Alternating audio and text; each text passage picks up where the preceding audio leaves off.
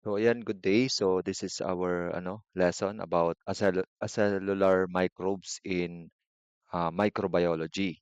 So in our last synchronous class, I already introduced you about the acellular microbes. And when we say acellular microbes, we're referring to viruses. And now let's continue and let's clarify some things about dun sa diniscuss natin sa viruses. So again, when say viruses, meron po silang mga common parts or pinaka parts na very essential sa kanilang structure. So the first one po is this one, this protein. This one is called the envelope protein or protein spike. So this is a protein spike or envelope protein. So wait lang guys. Medyo nipisan lang natin. So this is a protein spike or envelope protein.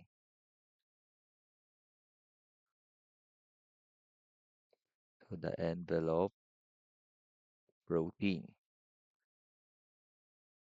Then what's the function of this envelope protein? It is serve as the binder ng virus.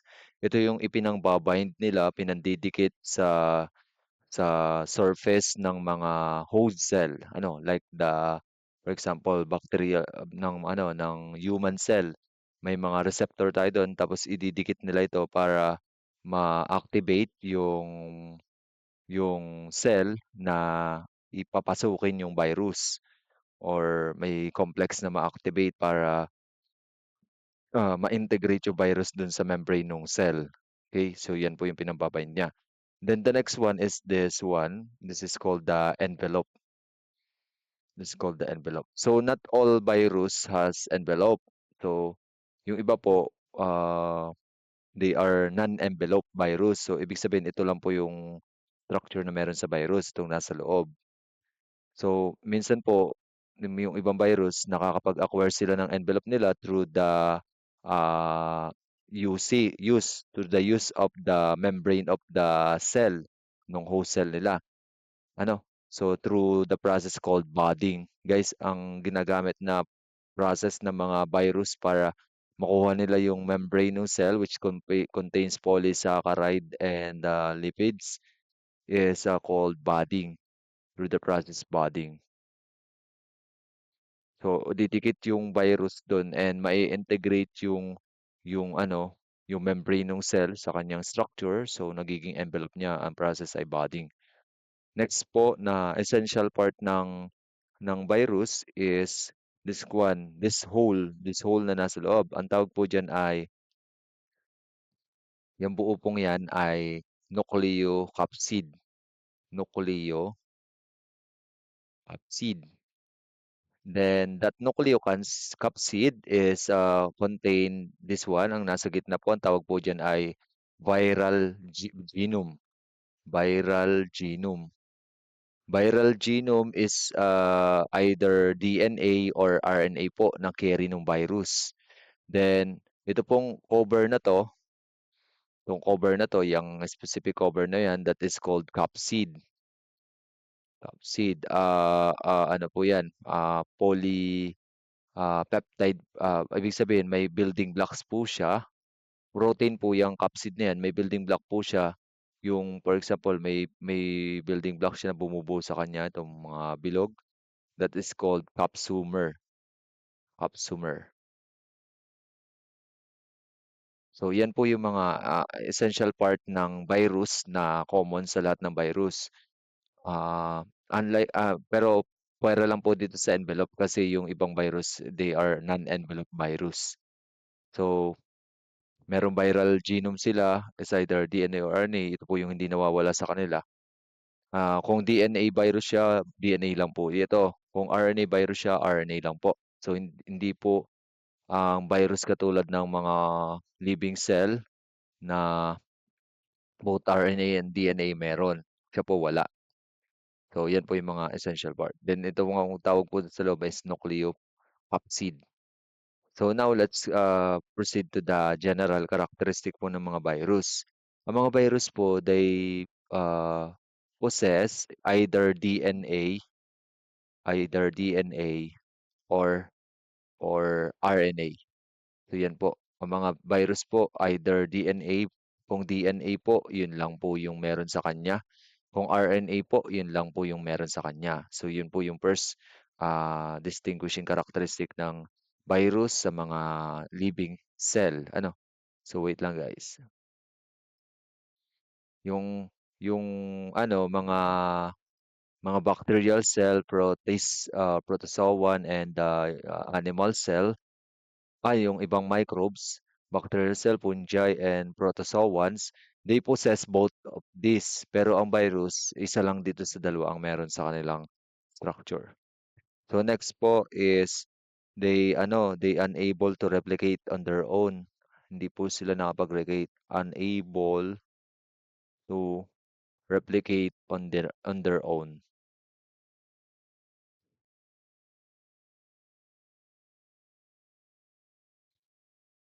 own. Ano? So bale po, hindi po nila ah, kayang mag-replicate ng kanila lang. Kailangan po nila ng resources from the host cell bago nila mapadami yung kanilang sarili. And ito ini-inject nila sa host cell para yung machinery ng host cell ay basahin itong viral genome and mag-assemble ng mga viral protein and as well as genome dun sa loob ng cell. Then cell po yung host cell po ang inaasa na virus para i-replicate yung sarili niya. So ganun po ang kanyang pag-replicate. Hindi niya kayang i-replicate ang sarili niya hangga't hindi siya nakakapasok sa loob ng host cell. So next po ay hindi po sila nagkakameron ng tinatawag na they do not uh, replicate through binary fission. So do not replicate through binary fission po. So hindi po nila ah, ginagawa yung katulad nun sa bacteria na nagre-replicate through ah, binary fission or mitosis. Mitosis para sa mga ibang living cell, mitosis po yung kanila para ma-replicate yung kanila or meiosis. Wala pong ganun ang virus. So that they only use the resources po ng kanilang host cell. Next po, they depends on their host cell. Siyempre, yun po yung pinaka nila. Nakadepende po sila on their host cell. So, sa resources po, depende po sila sa host cell. Kapag hindi po sila nakadikit sa host cell, ay wala lang po sila sa paligid, sa mga surface. Wala pong kwenta yung virus. Pero once na makadikit po sila dun sa host cells, they hack the resources of the host cell and use that mechanism ng host cell to replicate para i-replicate yung sarili niya. No? 'Di ba sa loob ng host cell meron siyang ah, protein synthesis na ginagawa gamit yung genes or genetics, yung kanyang genome nung mismong living cell. So once the virus enter inside the living cell, yung genome ng virus ay yung kanyang structure, for example, this one, madidisintegrate ito sa loob ng cell. Then itong genome ng virus will be translated by the host cell. Kaya mapag-create po mga protein din ng virus sa loob ng host cell. So, yan po yung mga general characteristic ng ng acellular ah, microbes, specifically yung virus. So, ibig sabihin po wala po siyang cell talaga. Then, in terms of naman po, classification sa shape ng ating capsid, meron po tayong iba't ibang classification ng virus. The first one is helical shape. Kung mapapansin niyo po, para po siyang tube lang yung arrangement ng ating capsid. Tapos usually po, itong gantong structure ay common sa mga RNA type virus. Kasi ang ating pong virus ay nadi-divide din into two general classes din, RNA virus and DNA virus. So for this shape, yan po helical, pa-tube lang po.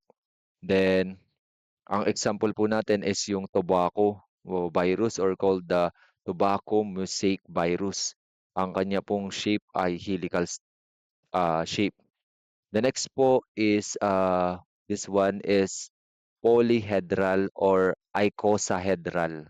Icosahedral po, para po siyang spherical pero yung kanyang mga surface po ay composed of equilateral triangle na pinagdikit-dikit na parang spherical po siya pero equilateral triangle po ang bawat side. Kaya po tinawag siyang polyhedral or ang other term po natin dyan class is uh, icosa icosahedral. Icosahedral. Yun po yung other term, icosahedral. So yan po yung other term nitong nitong gantong shape ng capsid. And ang example po natin is yung family ng virus na adenovirus. Okay? Adenovirus.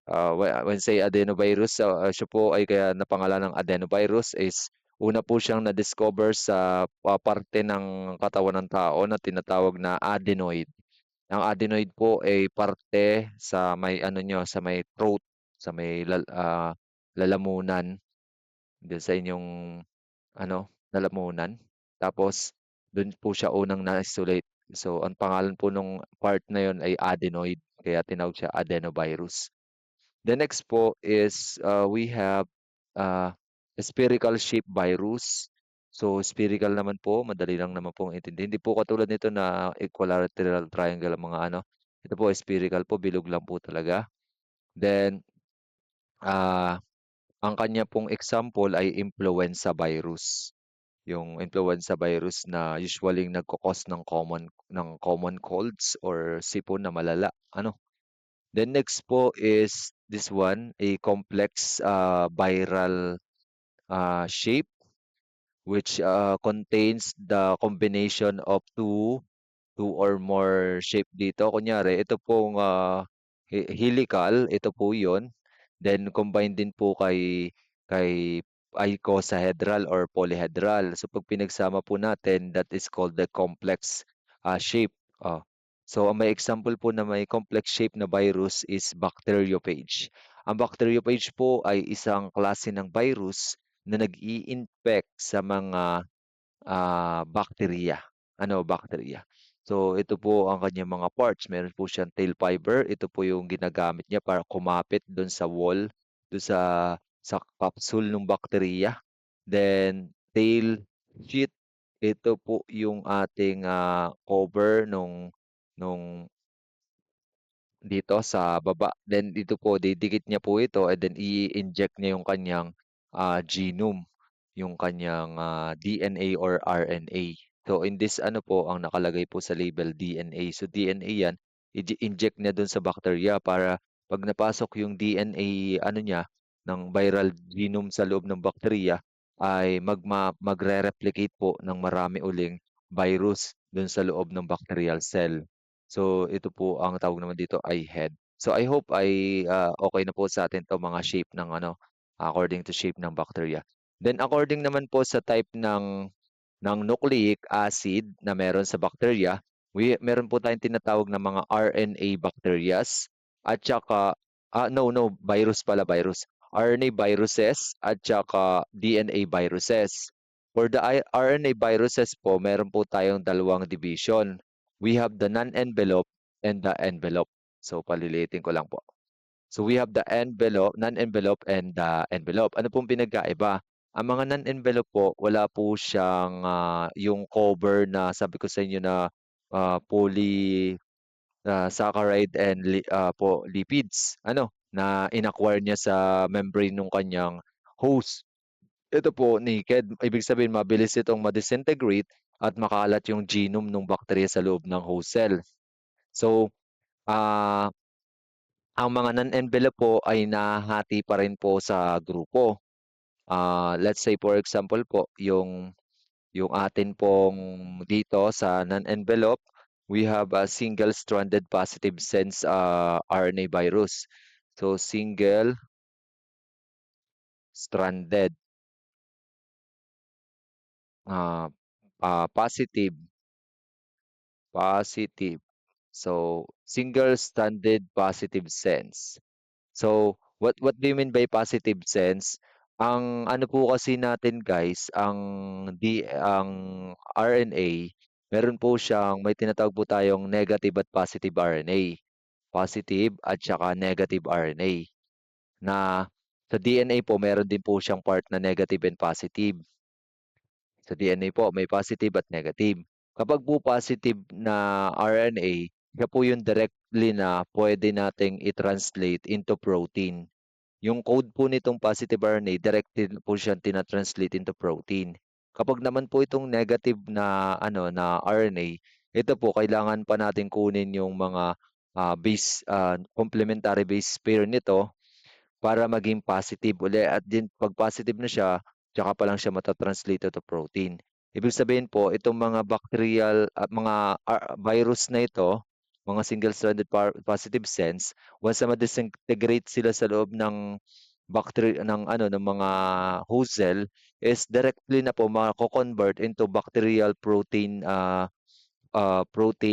matter yung yung kanilang genome. And as well, mas mabilis pong mabuo uli yung virus sa loob ng host cell. Kasi nga, pag positive sense po kasi yung ating genetic material is directly po siyang nako-convert into protein. Then, sa isa pong sa isa pong grupo pa nitong non-envelope, we have what we call double-stranded. So, double-stranded.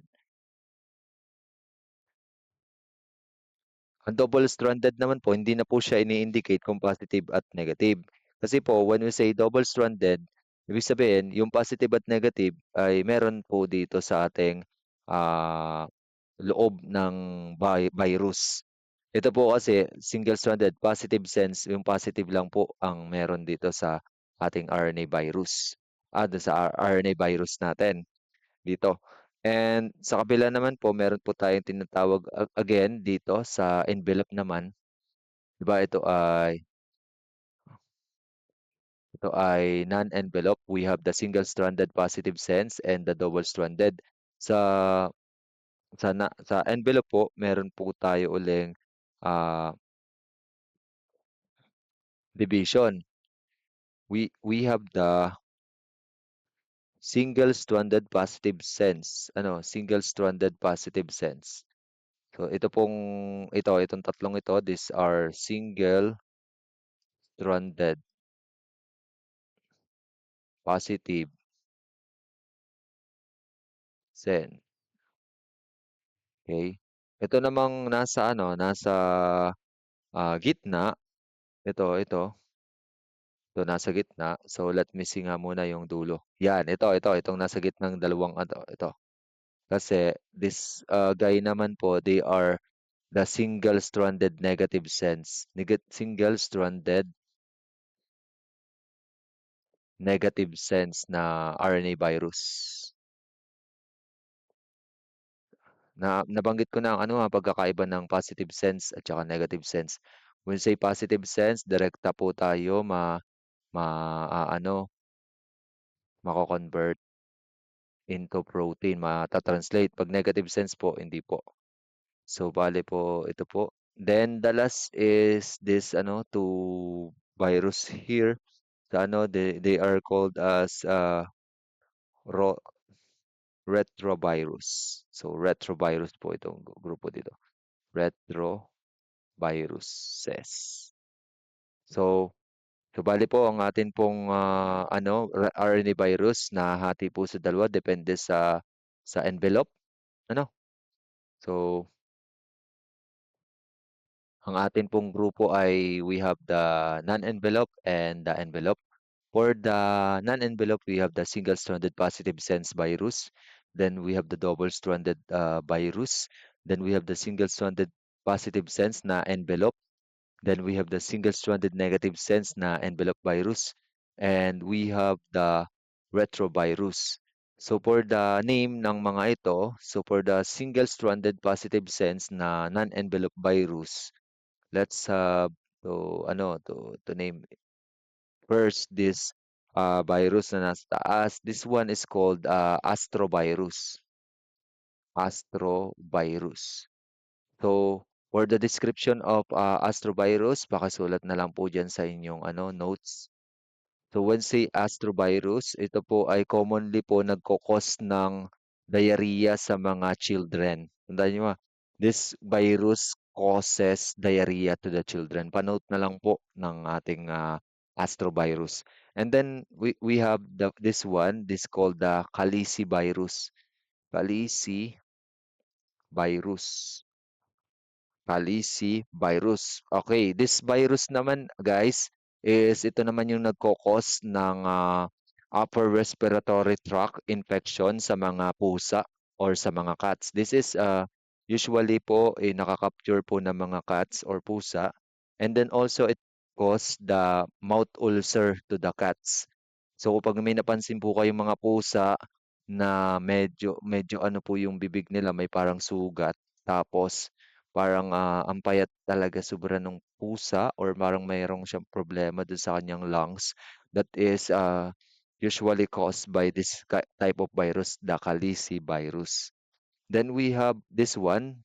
This one po, ang pag ito po ay tinanong sa exam, itong nasa babang virus. This is also known as the smallest. Sino po yung smallest? Si Picona virus. Picona virus. The smallest RNA virus pag tinanong sa exam. The smallest RNA virus is the Picona virus. So, ano naman po ang kinokos ni Picona virus? Si Picona virus naman ay usually cause according to it usually cause polio. Polio po. Polio or yung kung nakakita kayo ng mga tao yung parang mapayat ang paa, mapayat yung katawan, that's polio. And also meningitis. Ang meningitis naman po pamamaga nung liquid covering ng utak, yung inflammation nung pinaka-outer covering ng utak natin.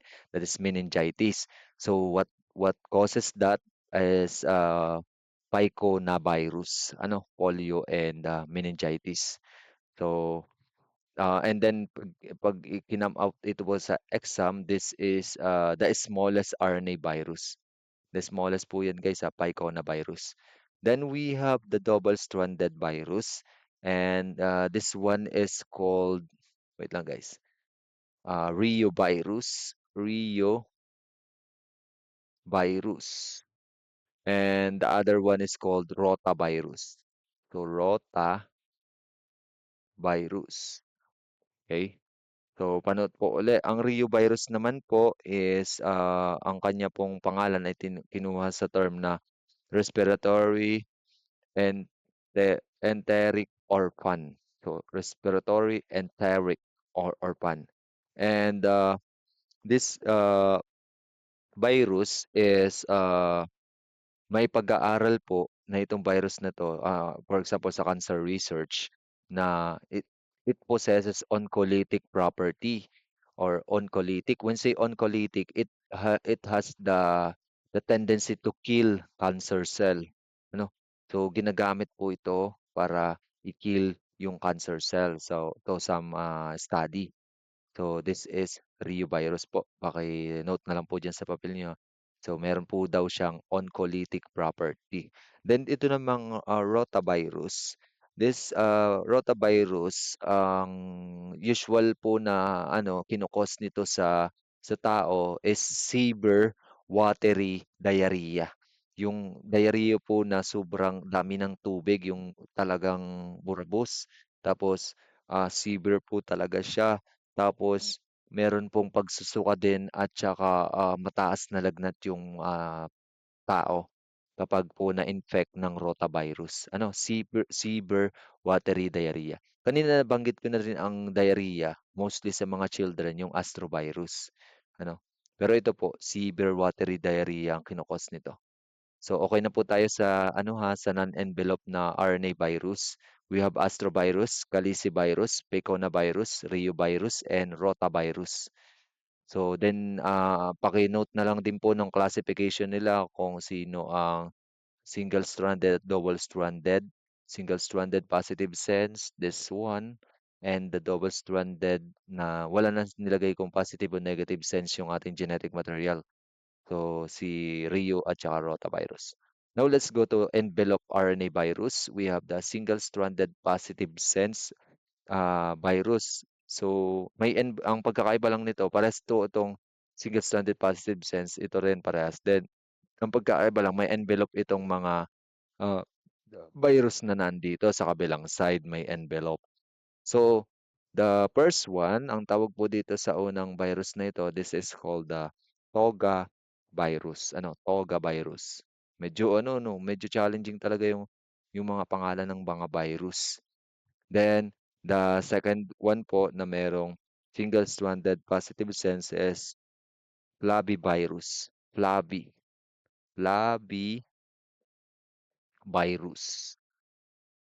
And then the last one, this one, I think this is very familiar sa inyo, lalong-lalo na nung pandemic, ano, this called ay coronavirus. Ang coronavirus ay it resembles parang ano siya, crown ano, parang crown yung kanyang mga protein spike, ano. So, now, description po naman ng mga virus. Itong pong nasa taas, itong Toga virus, this is usually causing encephalitis. Encephalitis. Ang encephalitis po is pamamaga po ng brain. Yung mismong brain guys, hindi yung covering lang ng brain. Meningitis 'pag yung pinakang, nagko-cover lang sa brain na liquid. Pero 'pag yung buong ano, ulo ang, namamaga lumalaki, that encephalitis. So, next po is, yung flavivirus. This is usually carried by mosquito. So, mosquito and ticks o yung mga ano, mga kato yung naano sa aso, yung nadikit. So, ano po yung kino-cause nito? This cause, flabby from the word flabby kasi it means yellow. So, this cause yellow fever, guys. Yellow fever po ang kino-cause ng flavivirus. And also, this is also known for causing dengue. Dengue, ano. So, or yung symptoms ng dengue, this is called dengue fever. Ano? So, this is a dengue virus, yung flavivirus. So, ano po, paka-note diyan sa inyong ano, notebook. The yellow fever, dengue virus, ang common vector po nitong virus na to is mosquito or tick. And then next po is coronavirus. We all know this coronavirus. Ang under po ng family ito ay yung COVID-19 virus. Under po yun ng coronavirus. Then also the SARS-CoV, ano, or SARS-CoV and the MERS-CoV. So yung lahat po na nagsulputang mga respiratory viral infection nung COVID pandemic ay they are usually under this family of virus, the coronavirus. Okay, I hope clear na po itong ano yung mga single-stranded positive sense na envelope virus. We have Toga virus, flavivirus, and coronavirus.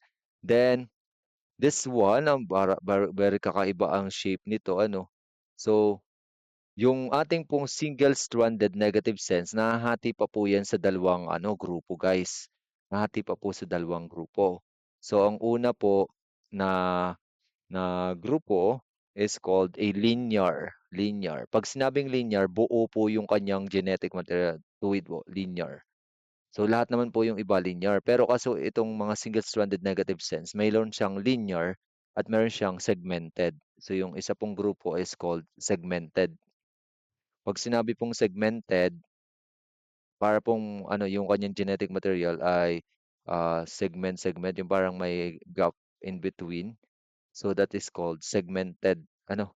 So, yan, kung mapapansin nyo nga, meron nga siyang mga parang naka-attach dun sa in between nung ano, parang nagduduktong sa mga genetic material. So, that's why this is called segmented po, itong tatlong grupo dito sa kabilang side. So, for the first one, ito, I think that's very familiar to you. Ang kinukos nitong virus nito, this is called rhabdovirus. Rhabdovirus, guys. Rhabdo. So RAH was BDO, rhabdovirus. This virus caused this is also known as the rabies virus yung nagkokos ng rabies. So this is usually carried by the canine mga dogs. So this is causing rabies. Then next po is paramyxovirus. Paramyxo.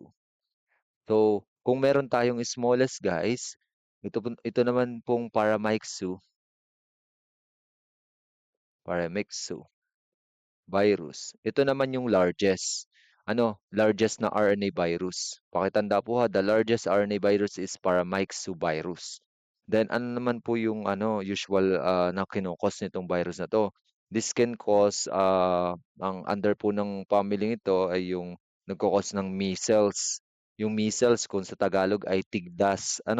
Then also this cause mumps and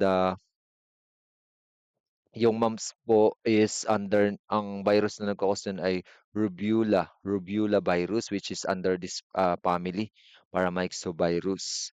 And yun naman pong morbillivirus, yun naman yung nagko-cause ng measles or tigdas which is under this virus. So siya po yung largest guys. Siya po yung largest sa mga RNA virus. Ang smallest naman po is yung piconavirus, yung piconavirus. Then next po sa mga segmented, we have this one is arenavirus. Arenavirus. So wait lang guys. Arenavirus. Kakaiba talaga ang pangalan ng mga virus guys, no? So this one is arenavirus. And then this one is bunya virus. Bunya. And then the last dito sa baba is orthomyxovirus. Orthomyxovirus. Orthomyxovirus. So, now let's describe po itong mga virus na to. So, ito po ang arenavirus. Tatandaan niyo lang po, this virus is naturally carried by rodents.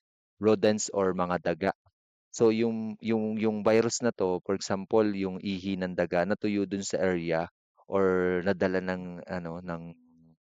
ng baha tapos na-infect yung tao. So, this can cause symptoms na siyempre mga respiratory infection or yung sugat nila pag napasok nung arenavirus. Usually carried po ito ng rodents or mga daga. Then we have the bunya virus. Ano naman tong bunya virus? So nagkokos naman po ito ng mild flu symptoms. And also pamamaga ng brain. Namamaga yung brain kapag na-infect ka ng bunya virus. Then the last po is the orthomyxo virus. Ito yung po nagkokos ng tinatawag nating influenza. So, ang under po nito pala ay yung influenza virus, which is usually po kinikerry daw siya according to study ng mga migratory or aquatic bird, mga ibon, ano? So, yun po yung nagke-carry usually nitong virus, orthomyxovirus. So, for the last po, we have the retrovirus sa envelope po. Ang envelope RNA virus po, we have single-stranded positive sense, single-stranded negative sense, which is divided into linear and segmented. Then we have the retrovirus. So ano po yung dalawang virus dito sa retro? We have the first one, this is called lentivirus.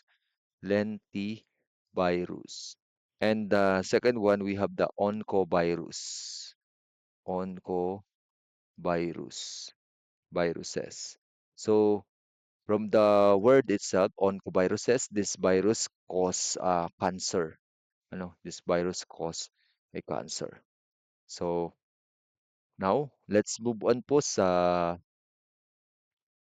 baba, sa DNA viruses. So, ang DNA viruses po, nahati din po siya sa dalawang general classes, yung may envelope at yung wala.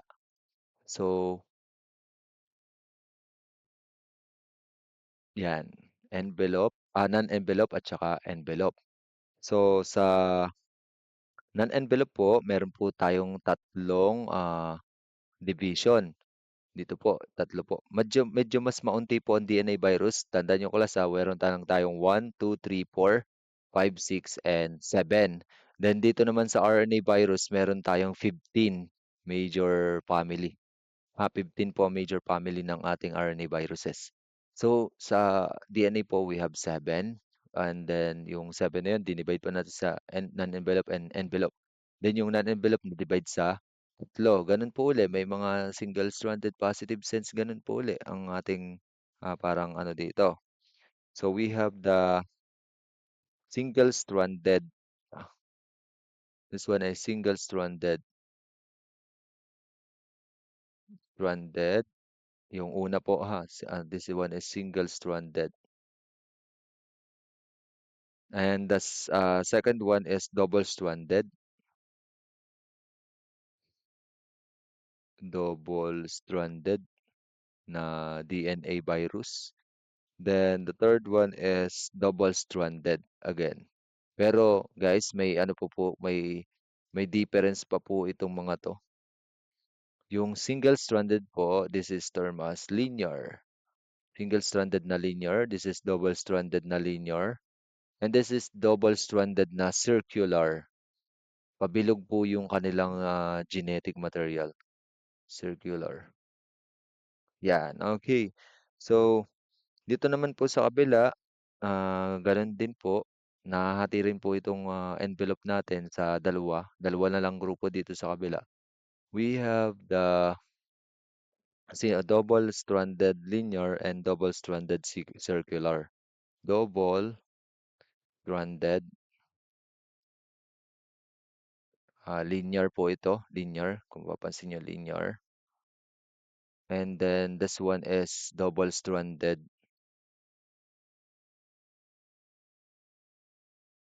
circular.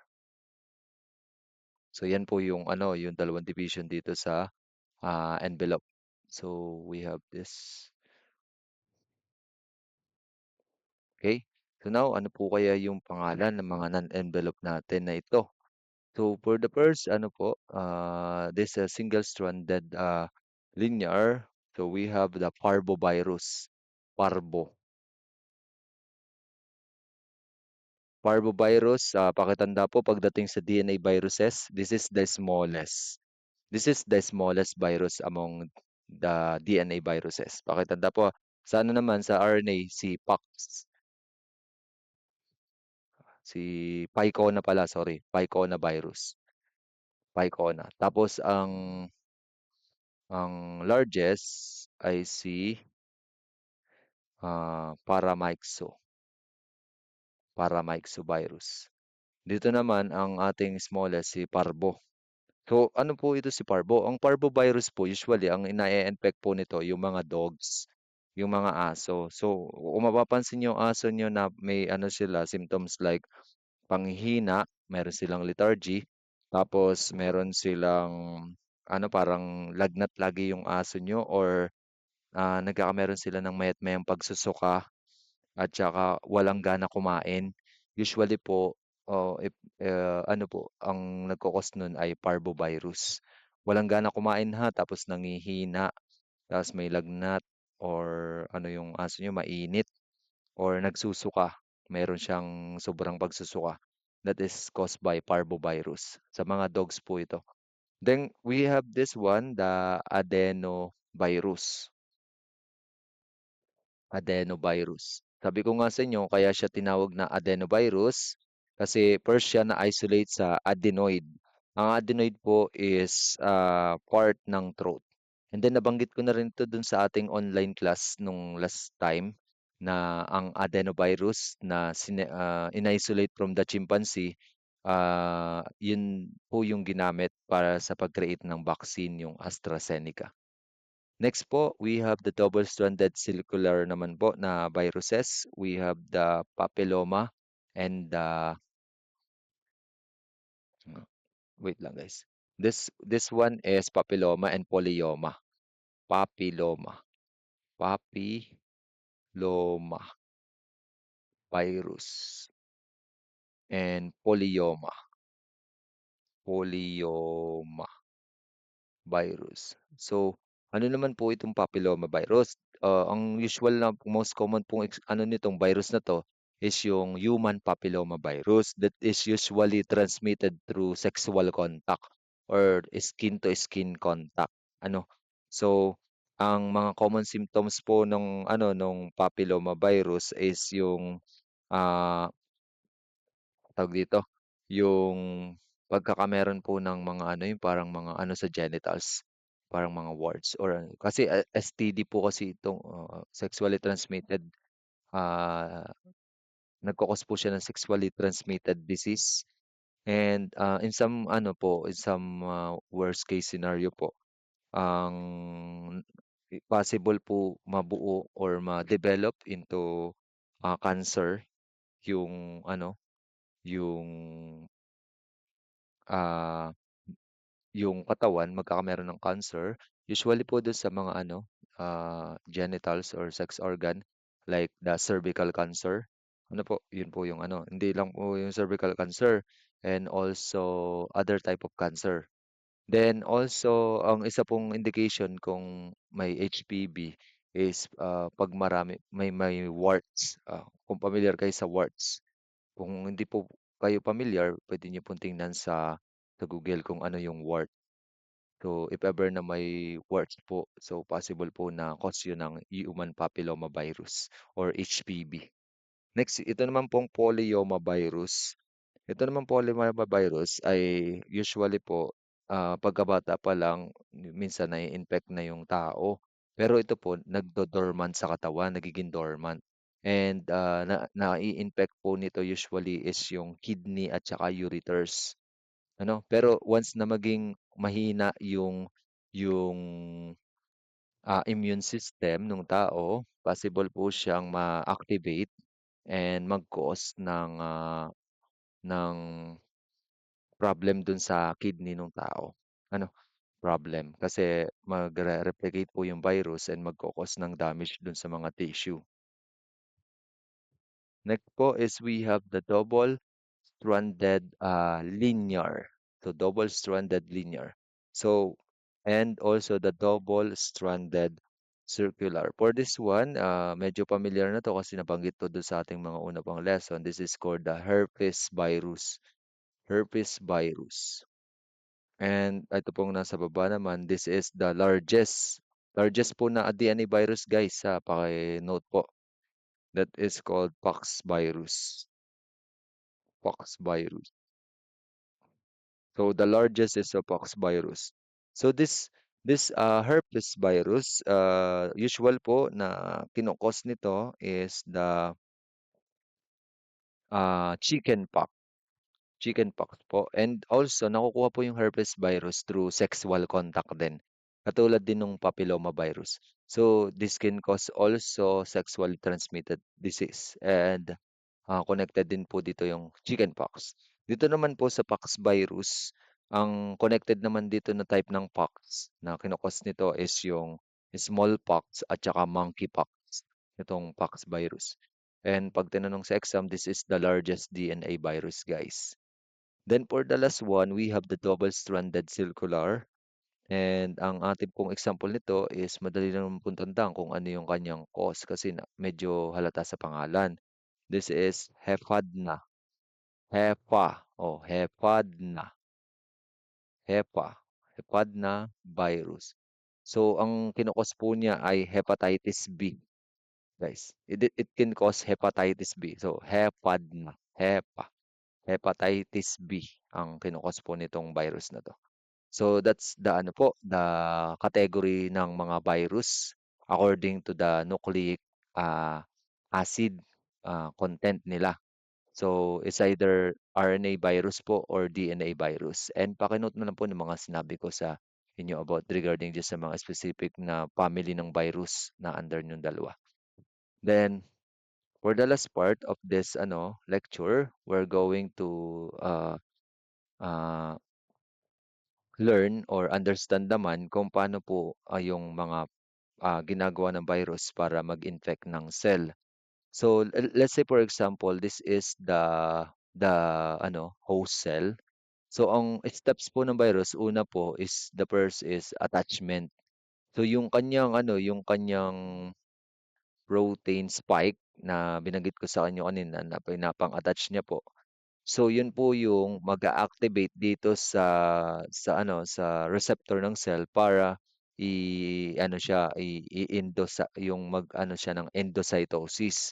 Yung endocytosis po, yung process po ng pag-engulf ng cell sa mga material. Then hindi naman alam ni cell na virus pala. Hindi naman alam ni cell na virus pala yung nag-activate ng receptor. Kasi ang virus po, for example, yung sa HIV virus.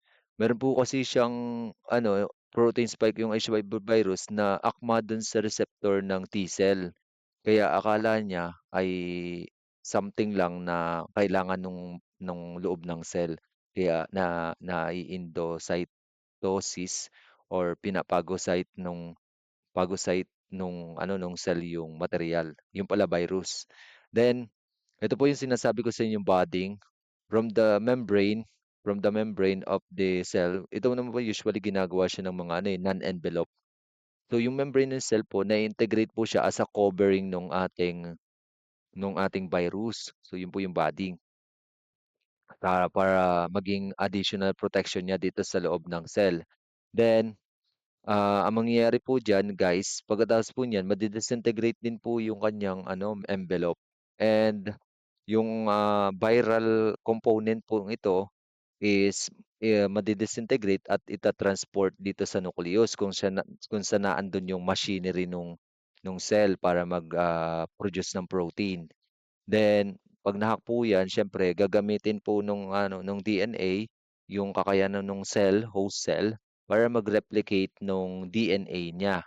So yung DNA niya ay ah, yung ibang part nung genes nung DNA niya gagamitin para makapag-create ng protein, viral protein, guys.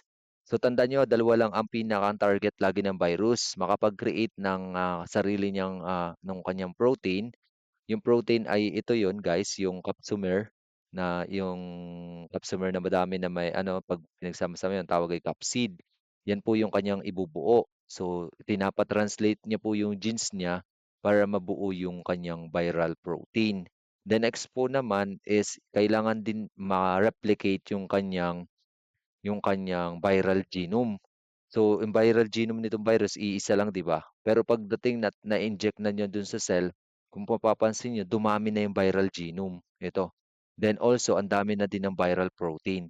Then, pagkatapos po niyan is, ito pong mga genes na to ay gagamitin para i-translate po. Kasi po dito, meron po tayong tinatawag dito translation, guys. Translation, ito po yung ating protein para mag-build. For example, sabi ko nga sa inyo, minsan negative, kailangan siya gawing positive. So, kailangan ng something na magko-convert.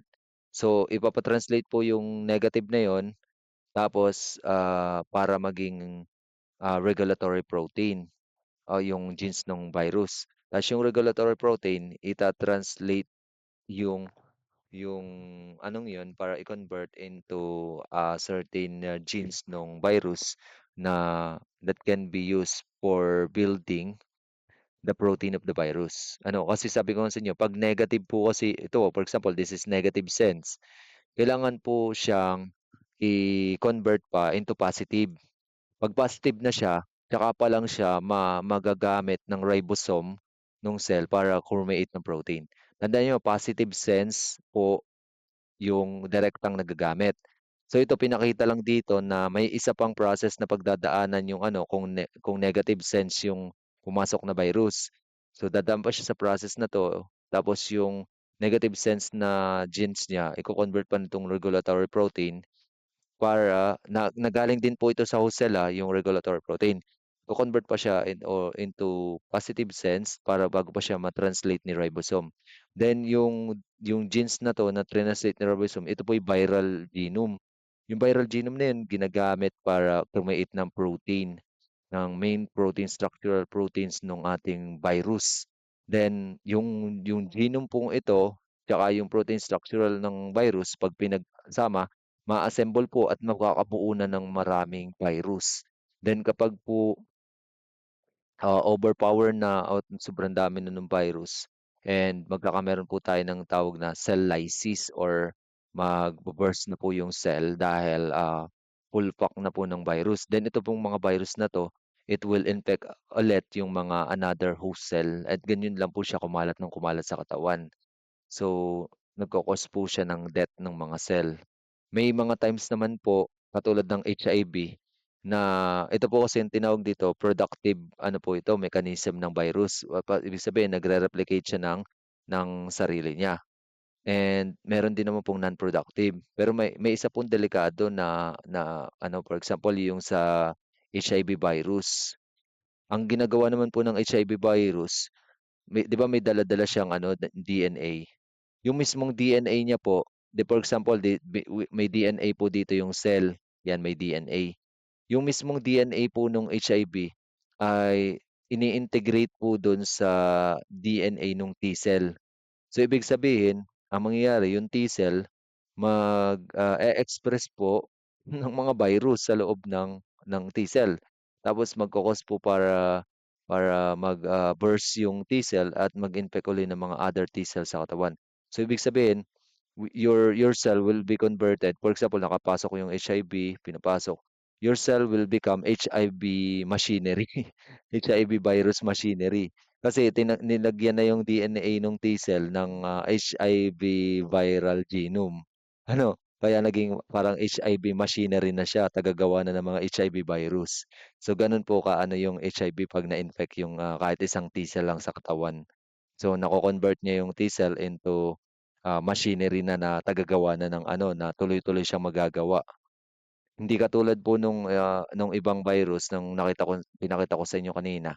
Pagkatapos po niyang i-ano itong cell na 'to, yun po yung lytic, yung magbo-burst po siya, then itong cell na 'to is parang wala na 'to.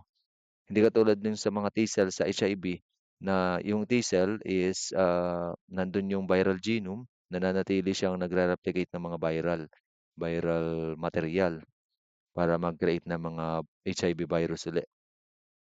So this is na ano po, mas ano pong mechanism ng virus. Again, ano nga pong unang ginagawa ng virus? Attachment. Then 'pag na-activate po yung complex ay i-endocytosis po siya ng cell. Then meron po mga tinatawag tayo na non-enveloped viral ano, na makukuha po ng envelope from that cell, from that cell membrane, para ang tawag ay process ay budding. Then kapag po yun madi-disintegrate po yung material na yun para po ma-insert ng virus yung kanyang viral genome. Then yung viral genome niya 'pag na-insert is magdadaan po sa mga proseso ng replication. Ire-replicate po siya gamit yung machinery ng cell, and also ah, if ever na negative sense po yung pumasok, eh, may regulatory protein po para ma-convert siya and para ma-translate siya ni ribosome into viral protein na gagamitin. Ito po yung viral protein na yung genes din yung virus ang ginamit para i-create yun. Tapos yung another part po ng process is hinak din po ng virus yung mechanism para i-replicate nung cell din yung kanyang sariling genome. Then yung sariling genome niya magre-replicate din, dadami, then mag-a-assemble po ng panibagong virus dito, assembly po ang tawag dito. Then ang cell lysis naman po is kapag yung virus will come out to the cell para mag-infect uli ng mga panibagong host cell. So ganun lang po guys ang ano yung method of interaction ng virus with the cell. So, that's all for this video and God bless you all guys. So, paka-review naman po ng mga concept dito guys sa according dito sa ano, cellular virus. acellular microbes. That's all for this video. God bless.